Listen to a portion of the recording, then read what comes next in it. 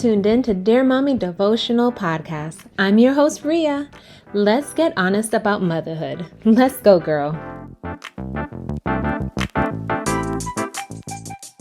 Hey, girl. Thank you for tuning in. You know I appreciate you when you do that. I'm excited for this episode. I'm going to be talking about forgiveness.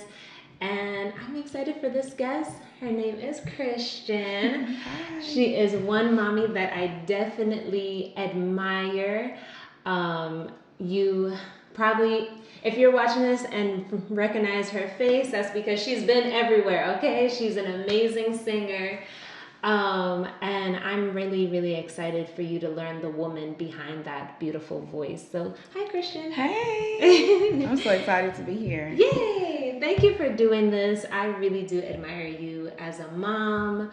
And I really, really appreciate you. I feel like whatever you're going to say today is going to minister to a lot of moms. So let's actually just jump right in. How did you become a single mom? Well, how did I become a single mom? It definitely wasn't something that was planned. I don't think it's ever really planned. Anyone ever wants to be a single mom. But I was married, and I was 4 months pregnant with my daughter, and this is a day I never forget. It was a couple of days after my birthday, and my ex-husband, or my husband at that time, decided that he just didn't want to be married anymore. And he came and told me that pretty much he was leaving, and that was that on that. And so at that moment, he really didn't want anything to do with me or the baby. So that's how I became a single mom. How did you pick up the pieces from that? Because I'm sure that was a blow. Not only absolutely. is it near your birthday, but you're 4 months pregnant, and y'all know being pregnant, you deal with a lot of emotions just being pregnant. So how did you even pick yourself up when you got the news? Honestly, it took a minute. Mentally, it was definitely draining and hard, and there were times that I'm like, Lord, I don't want to be here anymore. I don't want to be a single mom. I don't know what I'm doing. This is my first child.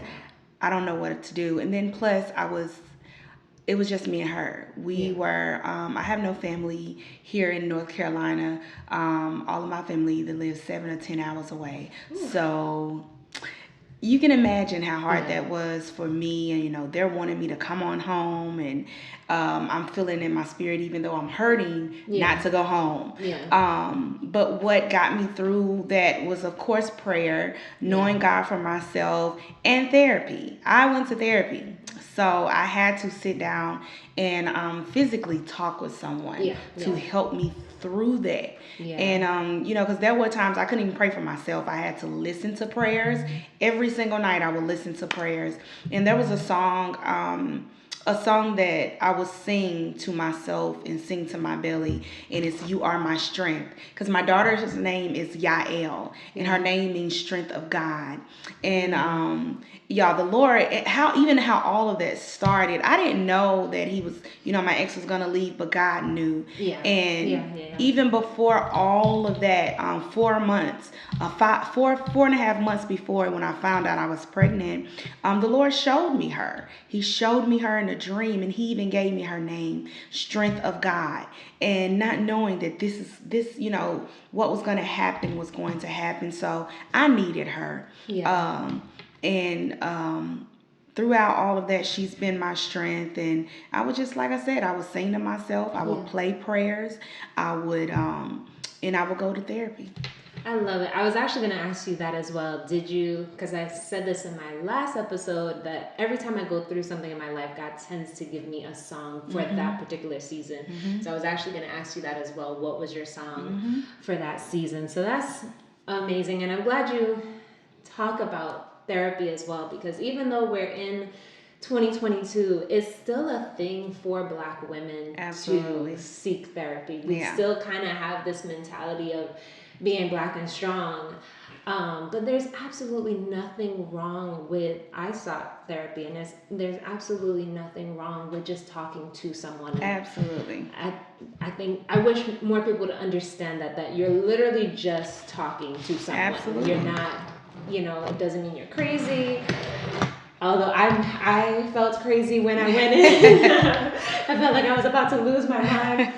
But I thank God that I did go, because by the time my therapy was done, I felt at peace, Absolutely. So thank you for sharing that as well. What is the relationship like now with her? With him, yes. There isn't one. Okay. My daughter's 5 now, and she hasn't seen him. I think the first time she saw him, she may have been 1 year, just turning 1. Yeah. And that's the only time. Wow. He has chosen to go his way, and we are living our lives the way God has us to live our life, and we're happy. Of course, she has questions, and there were times where she would ask. I would see her, and she would look sad, and I would ask her, like, what's wrong? Yeah. And she, I can remember a question. She asked, why does my friends have daddies? Why don't I have a daddy? Yeah. And I would have to explain to her, you have one, he's just not in the picture right now. You just have to pray for him. Yeah. Just pray for him, and pray that God touches his heart, that he will want to be in your life. Yeah. That's actually why I wanted to do this episode with you, because I remember you sharing that story. I don't think we were talking, but I just kind of overheard you sharing that story, and it just really touched my heart, because my parents divorced, and I had a hard, yes, my father was in my life, but we don't have the best relationship. And so to hear you say that to your daughter, to teach her to pray for him, it really struck me and really stood out to me. And so what made you even think to teach her that? Well, one thing about prayer, prayer is a vital part in first getting to know who God is. Right. And God gave us prayer to communicate with him. Yeah. And he gave us that access to him. Right. So with prayer, and also knowing that being human, I can't help another human change without God. I can give you the advice. I can, give you the wisdom God has given me. But if you don't accept that, there's nothing I can do for you. Right. Only one that can truly change your heart is God. So I teach her to pray, first to introduce her to God and let her know that God is the author and finisher of her faith. And also that whatever she needs, she can ask him. And if she believes, she can receive that. So, and also praying and forgiveness comes along with that. Praying for her father, even though he's not here, pray for him, because the Bible tells us we still shall honor our father and our mother. They may not, and it didn't say honor them with these stipulations or conditions. We must honor them, even if they're not in our lives, even if they talk bad about us, even if they don't love us, we still must honor them. So I try to teach her that, and teach her about forgiveness, and still praying for others. That's amazing. And I'm sure a lot of y'all are probably watching, especially if you're a single mom, probably thinking, whew, that must be hard. And I'm sure at times it is. I'm sure at times it is hard. I mean, just even me dealing with my dad, I'm a grown adult with kids and still have issues with my dad at times. And it's still hard for me to even pray for him. I remember my dad and I really having a blow up one time, and I was crying about it, and I got in the car and burst into even more tears because I realized I had to forgive him. Like, that was still a requirement for me, and that's went hard. To God about it, like, how do you still expect me to do this even though he has hurt me so much? You know how I look at it? I look at it as I've hurt God many of times. I've hurt him He has told me not to do certain things, and I did it anyway. Yeah. I've hurt him. I've disappointed him. So I look at it as if God can forgive me and still love me without conditions, Yeah. you know, why can't I do the same? I try to show the same grace to others that God has and continues to show to me. And it's not easy. It's not easy at all. It took me a while to get here. I can even remember dreams God showing me about him. That if he doesn't, that because there was this isn't about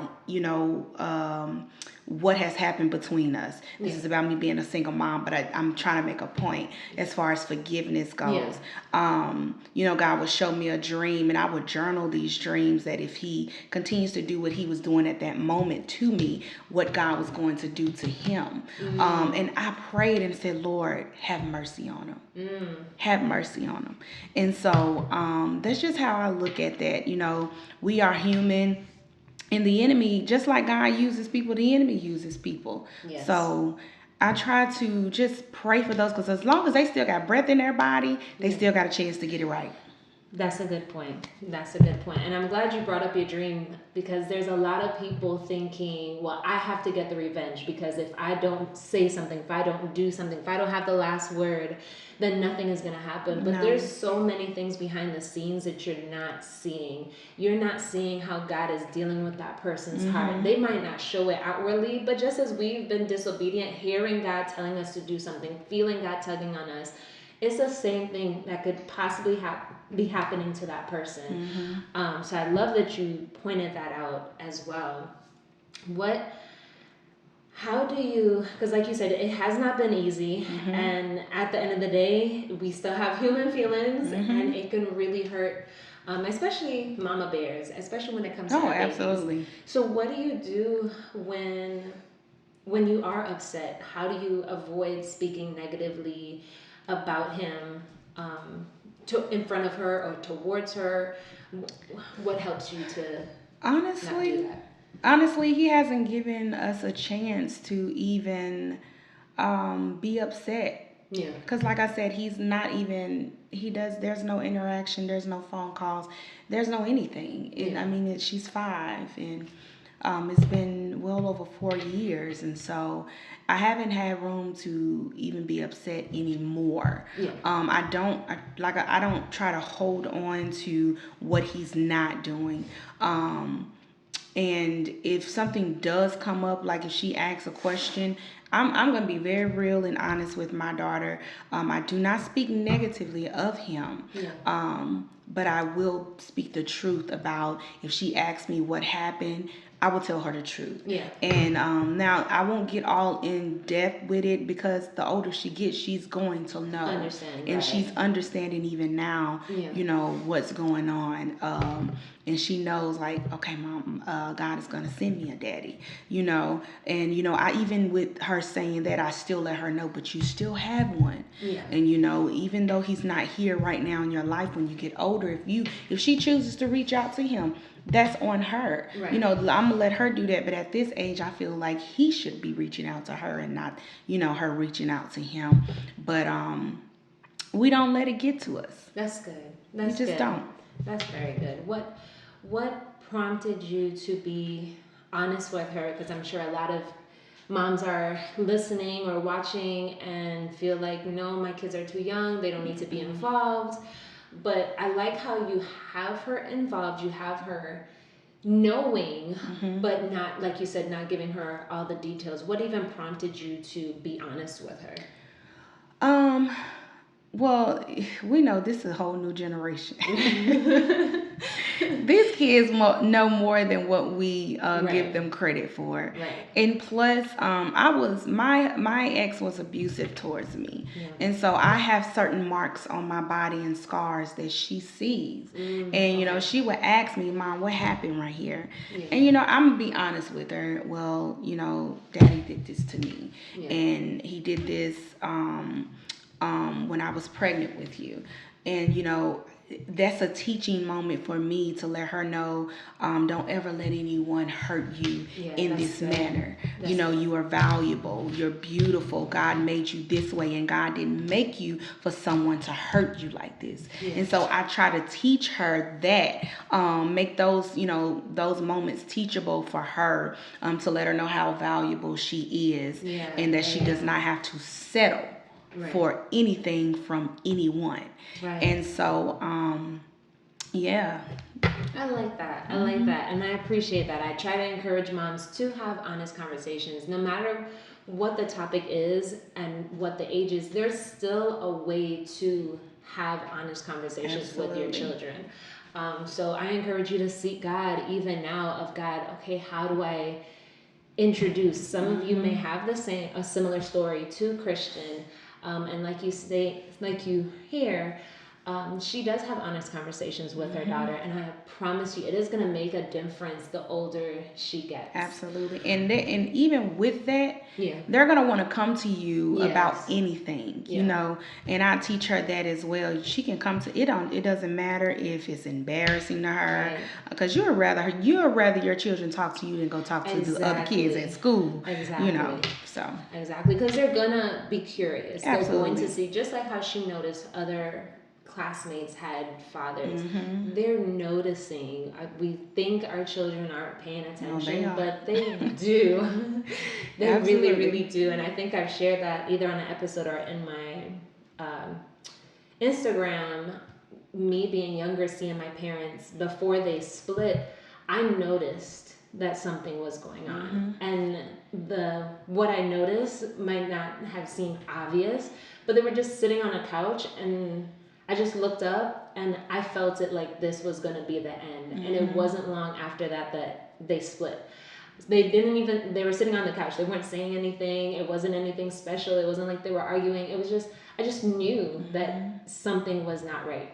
And so your children see everything, and they know. So there's no point of trying to sweep it under the rug. No point at all. Or trying to avoid it. It's okay to have the honest conversations. And just like Christian says, you can have those honest conversations without speaking negatively about the other person. There's a way to do it. They hurt you, but it doesn't mean that they can't be a good parent to your child. Their heart can still change. You never know what can happen with that.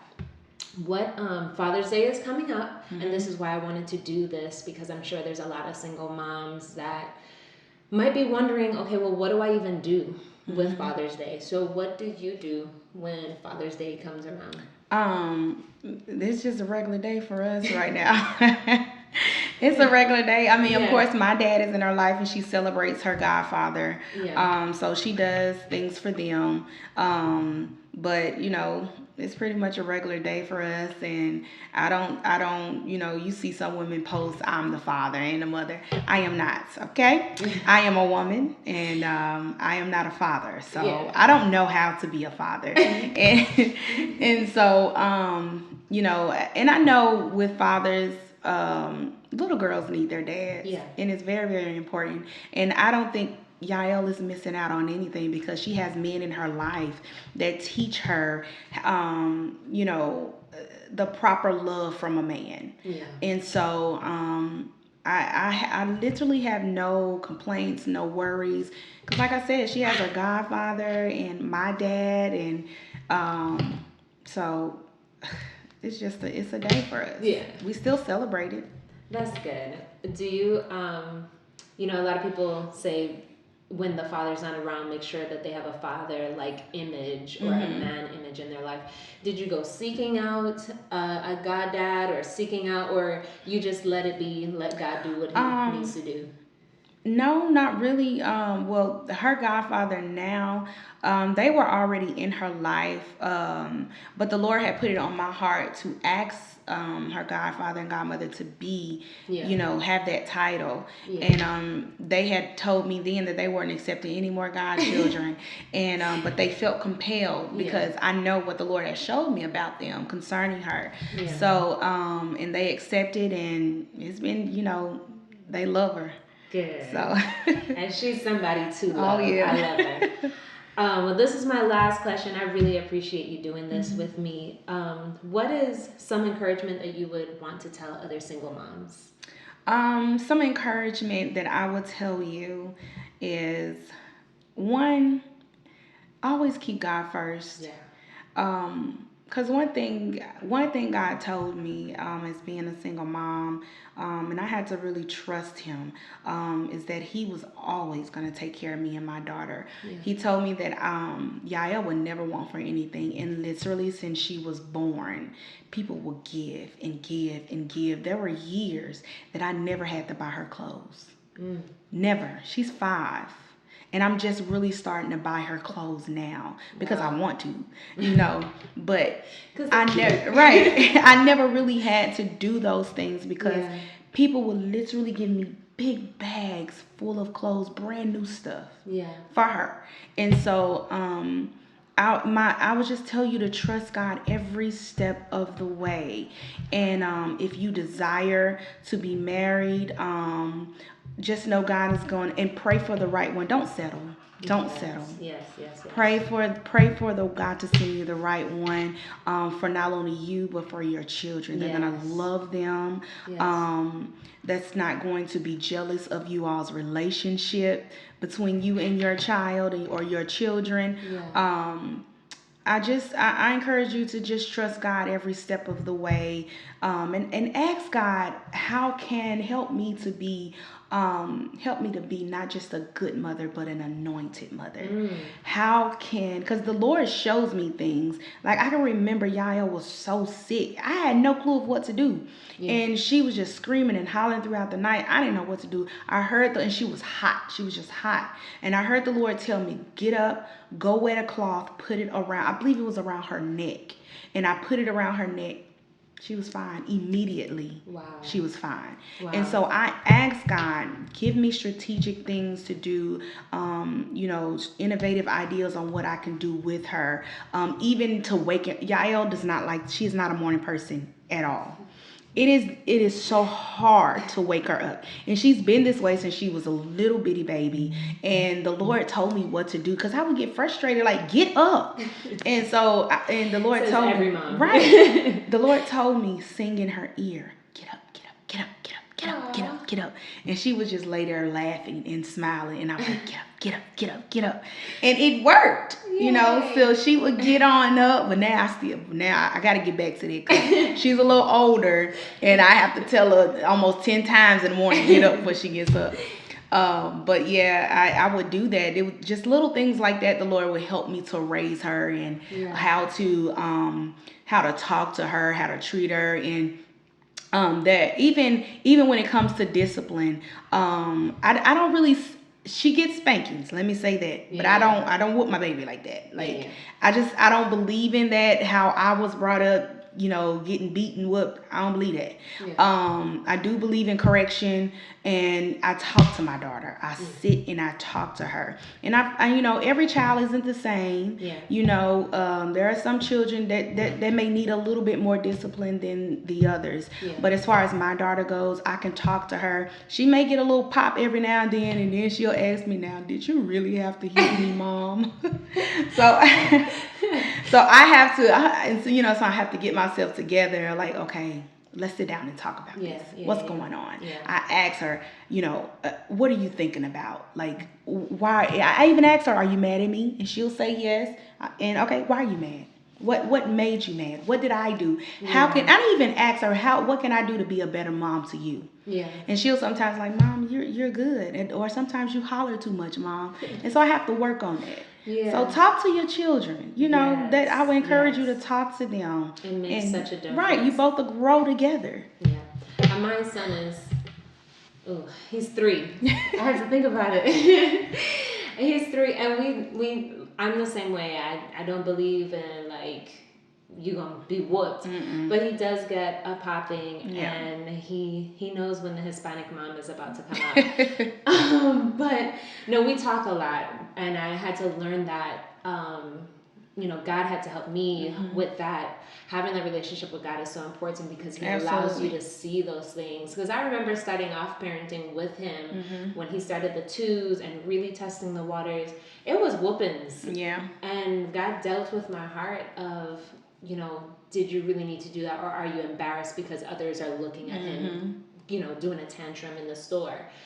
And so then God really showed me how to deal with my son and how to talk to him and how to get that out. So no, he's not a perfect child, but now I know when he does something, I know how to correct it. And so I really appreciate you talking about having a relationship with Christ, because that is something I try to push in every episode is having a relationship with Christ. Because without him, honey, I really don't know how. There's a lot of people, a lot of moms that do not believe in God, but when I tell you he is still working in your life, you just don't give him the credit, but he is still working in your life. So having that relationship with Christ, having that relationship with God, and allowing that Holy Spirit to speak, it makes such a difference. It really, really Absolutely. does. So Christian, thank you so much for doing this episode. Y'all, she is not a perfect mom, but I can attest. Okay. She's not a perfect mom, but I can attest. I've seen her have a relationship with her, and I see how she treats her daughter, how they have a intimate relationship.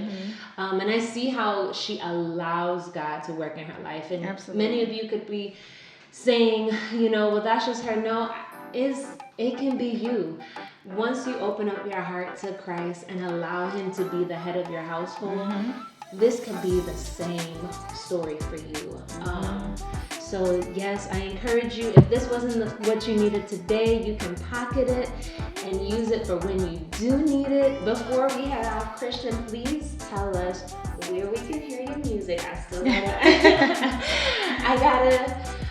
put you out there, because I appreciate you. She not only sings, has a beautiful voice, but when she ministers, she really ministers. So yes, tell us where we can hear you. Well, it's on all digital outlets, iTunes, CD Baby, Spotify. Just put in my name, Christian Anderson, and my latest single, Suddenly. You can look that up, Christian Anderson, Suddenly, and also Song of Victory. And my daughter and I, we also have a YouTube channel, Chris, CHRIS, and Yael, YAEL. And this summer we are bringing our show Melody Bedtime Stories back. It's just a show about singing and singing to children, encouraging words, showing them how valuable they are, how loved they are, and we just want children all over the world to know how much God loves them. So y'all tune in to Chris and Yael on YouTube this summer, and we look forward to seeing you all. Yay! Well, guys, I love you, and there's nothing you can do about it. See you next episode. Bye, y'all. If you've enjoyed this video, then I want you to like, subscribe, and share. See you next